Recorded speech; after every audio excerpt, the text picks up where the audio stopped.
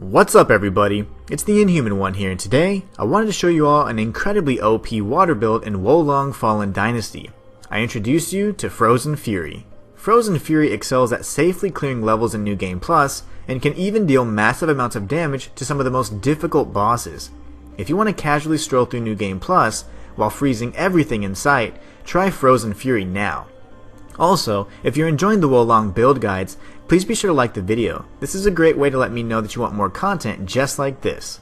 As I've said before, Wolong's amazing customization system allows for near infinite build possibilities, and this is simply my version of the best battle mage build out there that makes New Game Plus feel like a casual playthrough, not to mention it looks amazing and really fits the part.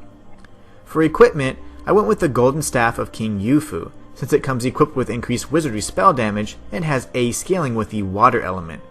Be sure to focus on negative stats effect accumulation and increased ice damage for your gear, since you'll be spamming ice spells like crazy. As always, power gain or damage amplification upon wizardry spells are ideal, since spam casting will be your primary method of dealing with enemies. And just a quick note, if you are casting spells, be sure to have the staff equipped. If you're in a close encounter engagement with an enemy that has a high water resistance, then switch to the hook blades of King Hilu. They also have A scaling with water and can deal damage rapidly on single opponents. I added increased damage to enemies with chill and increased ice attack power, but the choice is yours. If you want to balance the build a bit more, you can equip it with either stone or lightning damage to help counter enemies with high water resistance. I chose Tengshi as the Divine Beast and strongly recommend this for any builds that emphasize wizardry spell damage or negative stats effects, as it enhances these builds in every way. It even adds power drop on enemies upon landing a wizardry spell. Each and every item of gear should have dedicated slots for increased ice attack power, chill accumulation, and negative effect duration. If you have jewels to spare, I suggest adding any skills that buff wizardry damage or damage amplification upon wizardry. I recently obtained a 5-star yellow-shouldered crossbow that has arguably the most highly sought after effect, set bonus requirement mitigation. This means that any set bonus can now have its effects activated with one less item equipped. So in other words, if you have one part of a set bonus equipped, it counts as 2. I fitted the crossbow with increased power gain and negative stats effect duration and accumulation. And best of all, every ranged weapon scales excellently with the water element for bonus damage. I equipped the Libationer Guo crown due to its set bonus, which grants us stats effect accumulation, power drop, and negative effect duration. I chose the Armor of Boldness to help beef up my defenses, and because it looks amazing. And yes, I know how to transmog. The Libationer Guo gloves help us get another set bonus, and the Greaves of Boldness help balance out the squishiness of wearing light armor in New Game Plus. If you want to completely max out your damage output, you can switch out the staff for the Night Owl Cane and wear the complete set for Libationer Guo, but this is more of a glass cannon and can get one shot in close combat by most bosses. But the choice is yours.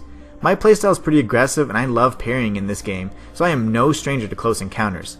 As always, be sure that your agility rating is B or higher, and equip any accessories that complement your build.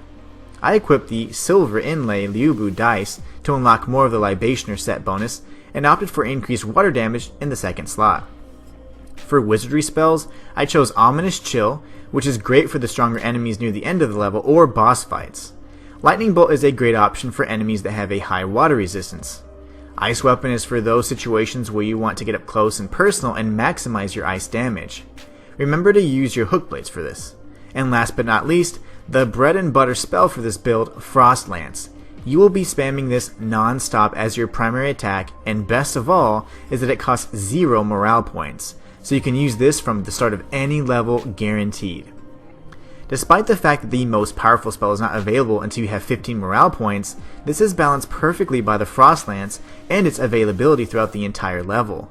Ominous Chill won't really be effective against highly mobile human enemies anyways, so it's best reserved for boss fights or dealing with large non-human enemies. For stats, I chose to level Wood to a little over 35 to stay above 800 HP. This also enhances our positive spell effect duration.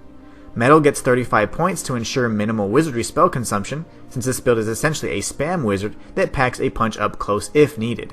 And lastly, invest heavily into water.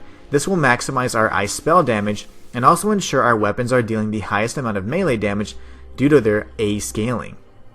The key to using Frozen Fury is to rely primarily on your ability to spam Frost Lance. In New Game Plus, even some of the most beefy human enemies will fall in just a few casts. If for some reason the enemy gets too close, switch to your hook blades to make quick work with him. If not, the staff is excellent for dealing the final blow to enemies if needed. If you come across enemies with high water resistance, spam the lightning bolt and use your hook blades to finish them off. Once you get to the end of any level, you should have the minimum morale points needed to cast Ominous Chill for the boss encounter, but in my experience, spamming Frost Lance was almost just as effective.